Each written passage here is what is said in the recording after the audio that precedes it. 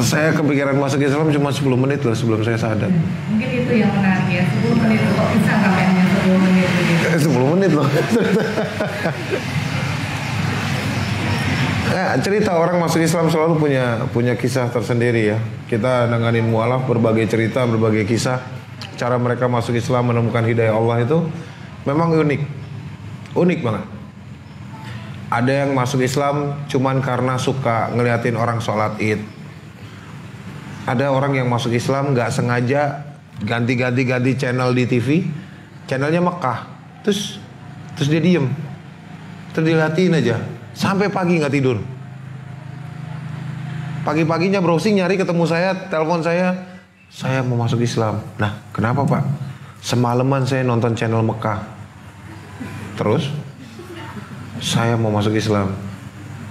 Udah, gitu aja. Iya emang gitu aja. Habis itu syahadat udah. Bahagia banget dia nangis. Saya boleh nggak ke Mekah? Ya boleh lah. Bapak bikin paspor yang pertama. Ya kedua bayar di travel. Berangkat dah umroh. Asli langsung berangkat itu seminggu setelah masuk Islam. Cuman gara-gara ngeliatin ini salah ganti channel. Bukan salah sih ya. Qadarullah ini kan. Ganti. Tek nyampe di situ diem. Liatin aja orang muter-muter. Ada yang cuman karena ngeliatin orang sholat. Saya ngeliatin orang sholat aja, wah. Buat yang bukan muslim, orang sholat itu unik. Unik, asli. Saya dulu bahkan punya gambaran orang sholat itu kayak penyembahan terhadap sesuatu. Iya, kayak gitu-gitu. Wah. Suku pedalaman. Iya. Pokoknya kayak orang Mesir kuno kan. Tiba-tiba nyembah gitu kan. Keren aja. Iya, saya ngeliat Islam itu dulu keren aja. Wah, nyembah gitu kan. Wah, ini nyembah apaan ini? Ya, caranya orang berbeda-beda. Saya selalu bilang cara saya tuh nggak menarik. Orang saya cuma ngeliatin orang sholat, terus saya bilang, wah, kayaknya seru nih. Terus tanyain orang itu, bisa nggak masuk Islam? Nggak bisa. Bisa nggak sholat? Bisa nggak belajar yang kayak gitu tuh? Oh sholat? Iya, bisa nggak belajar sholat? Nggak bisa. Kenapa? Karena lu bukan orang Islam. Oh, ya udah deh masuk Islam. Udah, segitu aja. Iya, aku masuk Islam nggak ada proses kayak orang apa namanya perbandingan agama, nggak ada. Bandingin Quran sama Bible, enggak. Saya orang Katolik yang taat dulu. Jadi saya nggak buka kitab orang lain. Jadi kalau ada siapapun yang kalian dengar di YouTube atau di mana-mana, terus dia ngaku sebagai kafir sejati atau orang apa ya, orang kafir yang taat lah ya. Lalu dia membandingkan kitab dia dengan Quran, jangan percaya. Karena kalian harus ngebalikin ke diri kalian. Kalau kalian galau, masa kalian buka kitab orang? Iya kan? Bukanya pasti Quran lagi kan? Nah, itu sama ya. Kalau kafir itu taat, saat dia galau, dia buka Quran. Dia buka kitabnya, dia bukan buka Quran. Ya, nggak mungkin dia buka Quran pada saat dia galau. Kalau dia bilang dia taat. Saya dulu setaat itu, nggak pernah saya buka Quran, nggak pernah nyari Quran, bahkan nggak pernah nyari kitab orang lain. Saya nggak ngurusin kitab orang lain. Saya kalau lagi tersesat ya, cerita dulu ya, tersesat. Lagi bingung, bimbang, galau, saya pasti buka Bible, buka Wahyu. Ini ada Ustadz Wahyu. Buka Wahyu. Jadi itu pengantar saya, penguatan iman. Dulu nggak ada perempuan yang menarik hati saya dulu karena saya udah selibat. Dulu tuh waktu Katolik itu selibat itu perjanjian tidak menikah sampai mati. Itu namanya selibat. Bukan hanya untuk pendeta atau saja. Pendeta enggak, pendeta kawin. Ada pendeta yang istrinya 7. Nikah juga banyak. Pendeta itu nikah boleh. Karena ada yang kemarin tuh rame heboh tuh, istrinya 10, anaknya 20. Boleh, pendeta boleh. Pastor yang nggak boleh. Nah, pastoral yang nggak boleh. Orang Katolik ya, ada di sisi Katolik. Kalau pendeta di sisi Protestan. Terus Ada nggak yang nawarin saya uang untuk saya masuk Islam? Ya nggak ada juga. Nggak ada. Tahun 2000 gaji saya udah 24 juta, udah punya mobil, fasilitas gereja lengkap. Ngapain? Nggak ada orang yang tiba-tiba datang nawarin duit, Pak Haji bawa duit 2 miliar gitu, masuk Islam. Nggak ada. Jadi saya selalu bilang, saya nggak punya alasan duniawi apapun untuk saya masuk Islam. Nggak ada landasan duniawi apapun untuk saya masuk Islam pada saat itu. Sehingga nggak ada alasan duniawi apapun, nggak ada alasan duniawi apapun yang bisa menarik saya keluar dari Islam, kecuali kehendak Allah. Mati gitu kan, kelar. Jadi makanya saya selalu bilang, nggak ada yang menarik dari gue masuk Islam, biasa-biasa aja. Orang cuman ngeliatin orang sholat terus pengen sholat, cuman pengen sholat aslinya, nggak pengen yang lain-lain. Itu pun saya lakukan di katedral, di gereja. Saya masih hidup di dalam gereja, saya masih pelayanan, saya masih ngebaptis orang setiap hari. Usia berapa itu? 19. Iya. Tertarik melihat orang sholat sendiri. Iya. 19 saya udah S2. 17 tahun saya udah lulus S2 soalnya. Jadi pola pikirnya ya udah berbeda ya. Pola pikirnya juga udah berbeda. Maturity-nya juga udah naik gitu. Pola berpikirnya juga udah jauh. Walaupun memang maturity dalam berpikir secara logika iya. Cuman maturity dalam sikap belum. Memang masih kayak bocah lah ya. Masih masa-masanya bermain 18-19 tahun, masanya bermain lah sampai 20.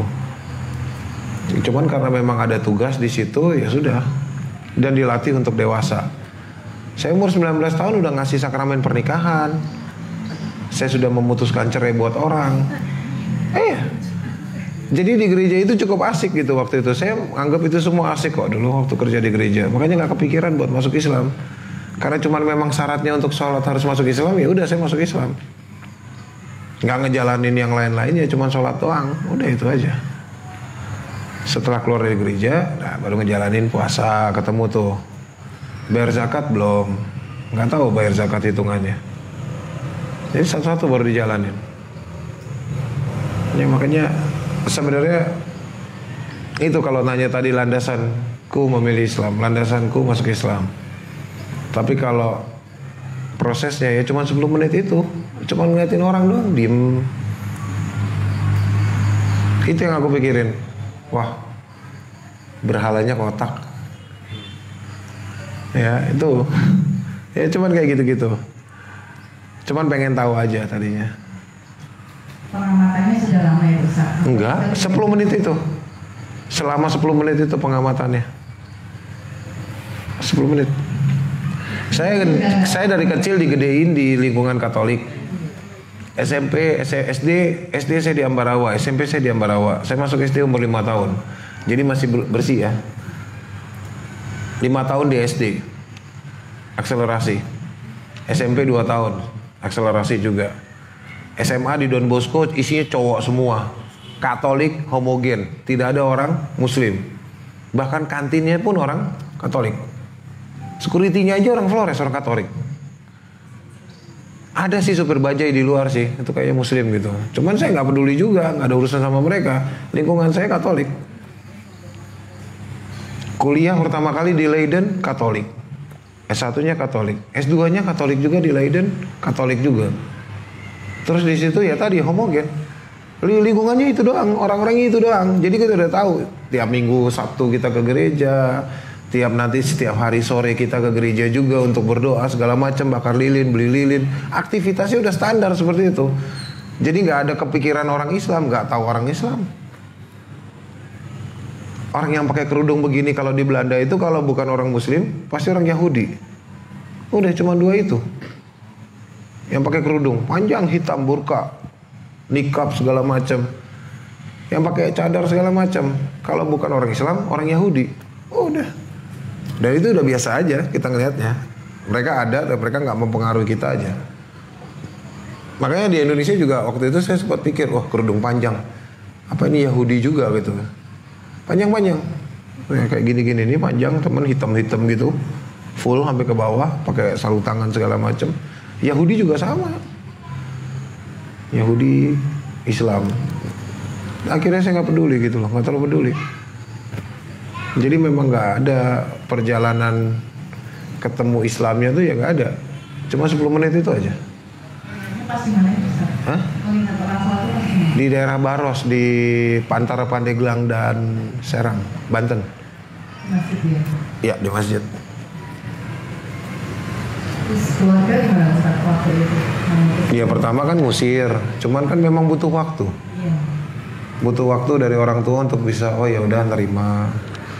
Ya itu kembali lagi, kita tunjukkan adab dan akhlak kita. Pertama kali ya mungkin saya nggak ada tahu adabnya ya. Akhirnya waktu berantem ya berantem aja. Saya keluar dari rumah, udah marah apa segala macam. Seiring waktu Allah didik kita gitu.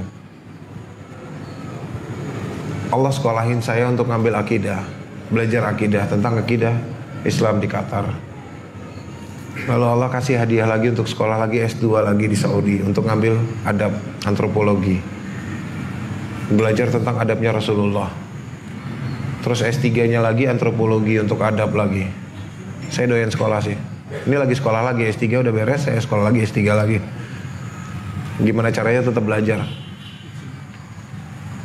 Ternyata dengan menunjukkan adab yang baik itu jauh lebih bisa melembutkan hati mereka orang tua gitu. Dengan adab aja dia melihat kita. Ya mami saya sampai hari ini nggak pernah marah sama saya. Mau marah apapun sama adik saya, ke saya itu langsung berubah mukanya.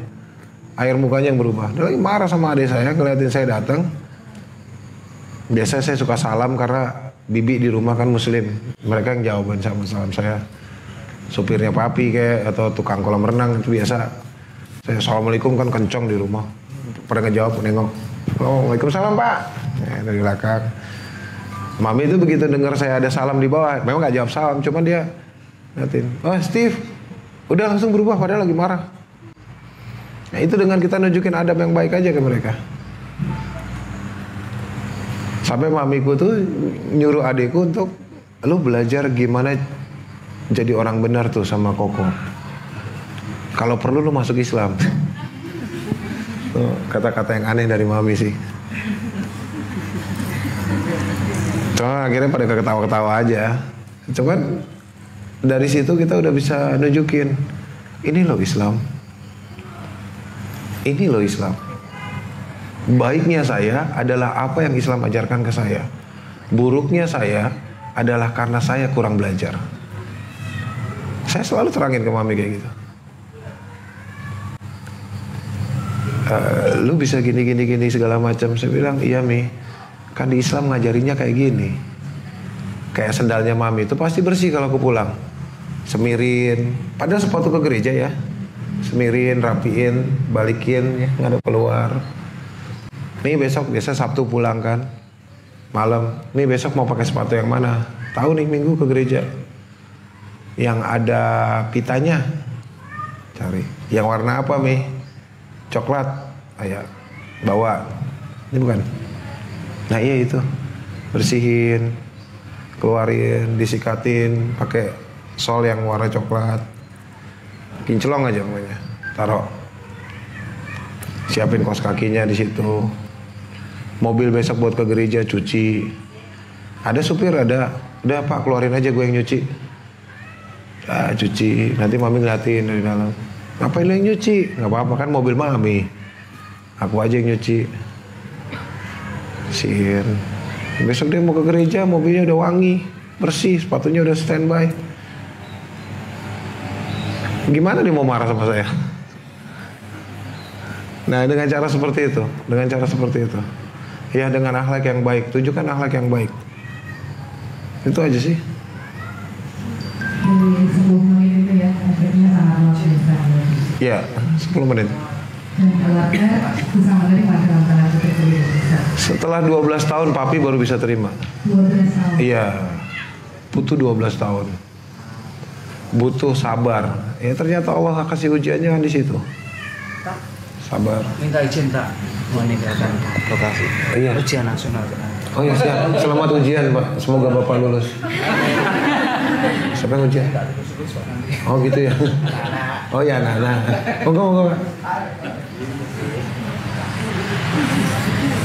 Kalau papi memang masih keras, cuman belakangan udah kayak status quo, gencatan senjata. Dari 2012 itu udah gencatan senjata, udah nggak ada samber sana samber sini gitu kan. Dulu dia masih suka samber-samber gitu kan. Bawain temennya dia yang pendeta. Ya disengaja. Sekarang dia udah lebih tenang. Terakhir itu memang Allah yang kasih takdir itu. Bekas bosnya dia dulu yang di Makassar masuk Islam sama aku. Dia ketemu, ah San ini anak lu bukan gitu kan? Oh iya, ini anak saya. Hebat ya gini. Ceritalah itu orang, bekas bosnya dia dulu di sana. Salah satu CEO-nya Kala Group. Habis itu, iya ini bagus nih anak lu nih. Dia yang bimbing gua haji kemarin ya segala macam lah. Acek masuk Islam. Iya, gua masuk Islam sama dia juga. Terus dia suruh gua ambil haji furoda, gua berangkat haji. Gua bayar tuh ke temannya dia, ke teman saya. Hajinya bareng sama saya. Saya bimbing, nuntun dia di sana, baca Quran segala macam. Dia nangis aja di Masjidil Nabawi. Dia pulang ke Indonesia katakanlah ketemu gitu. Dan kemarin pas adekku nikah, yang anak kedua, datang dia dari Makassar. Kan ketemu sama saya. Weh, Steven. Wah, ngobrol kan, papi ngedeketin. Bekas asli, bekas bosnya papi. Akhirnya sekarang kemana-mana dia ceritain saya. Anak gua tuh kerja di Kementerian Haji loh di Arab Saudi tuh. Dia ngebangga-banggain. Apaan sih lebih? Aneh-aneh aja. Gak apa-apa biarin orang tahu lo gitu loh. Oh, ya. Teman-teman dia kata ternyata yang di Muara Karang banyak yang muslim juga mualaf. Setelah aku posting fotonya dia, orang baru pada tahu, oh ini papinya ya. Nah, mereka jadi kalau papi lagi di pasar, belakang gereja itu di pasar, kayak makan mie, makan kue tiaw, atau beli cakwe, atau beli bubur ayam. Ada yang cincin tegur, oh iya kok Sandi ya? Saya lihat loh anaknya di YouTube. Oh iya. Papi Hatta nggak pernah nonton YouTube seumur hidup dia. Itu pakai iPhone yang tidak berguna itu dia. Cuman telepon, SMS, WhatsApp berantakan tulisannya. Anyway, dia nggak pernah nonton YouTube. Dia nggak tahu saya di YouTube seperti apa. Itu dari Allah itu hadiah. Walaupun mungkin Allah kasih ke saya adalah bentuknya orang tuamu sendiri pun tidak akan bisa kau beli hidayah. Sama seperti Rasulullah ya. Bagaimana Abu Talib itu, yang jelas Abu Talib pamannya Rasulullah. Dia ngangkat pedang loh. Dia ngangkat pedang. Siapapun yang mengganggu ponakanku berhadapan dengan saya, dia nyambut pedang. Sampai Rasulullah bilang apa? Dia akan mendapatkan hukuman di neraka hanya sebatas mata kakinya. Itu pun tidak dikasih sama Allah izin untuk masuk Islam. Nah, itu pamannya beliau loh. Meninggal dalam keadaan kafir. Tapi hebatnya itu Rasulullah tuh, ya, pamanku pun tidak Allah izinkan. Makanya saya juga terbatasan di situ. Oh ya, orang tua saya belum masuk Islam, ya sudah. Ya, memang takdir Allah harus kayak gitu. Mau gimana lagi? Berarti keluarga besar sendiri ya? Ya. Alhamdulillah ya sudah ada. Sebenarnya kalau sholat sih jamaah biasa yang kerja di rumah. Cuman kalau keluarga nggak ada. Cuman kalau yang nyuciin sejadah aku di rumah besar ya, maksudnya di rumah orang tua ya mami. Sejadah, sarungnya aku, perangkat sholat yang ngerapiin. Jarang saya nginep di sana, sebulan sekali paling di Pluit. Tapi rak Quran itu bersih gitu kan. Saya punya beberapa buku dari Saudi itu bersih aja. Pokoknya tiap 3 hari sekali divakum sama mami. Suruh mbak vakum bersihin. Sejadah itu sebulan sekali masuk laundry. Ya. Sejadah gulung loh. Saya punya musola kecil di rumahnya mami. Enggak, paling mbak sama supir yang di rumah itu pakai. Nah, saya ada musola kecil, pokoknya di kamar tuh ada musola kecil. Ada gelar 6 lembar, 6 gulungan itu, 6 kotak gitu. Nah itu udah di-laundryin sama dia. Nanti balik dipakai lagi. Yang pakai orang yang di rumah, yang kerja di rumah. Cuman yang laundryin ya mami. Ya udah, memang belum dapat hidayah terus mau ngapain, maksa. Ternyata kenal.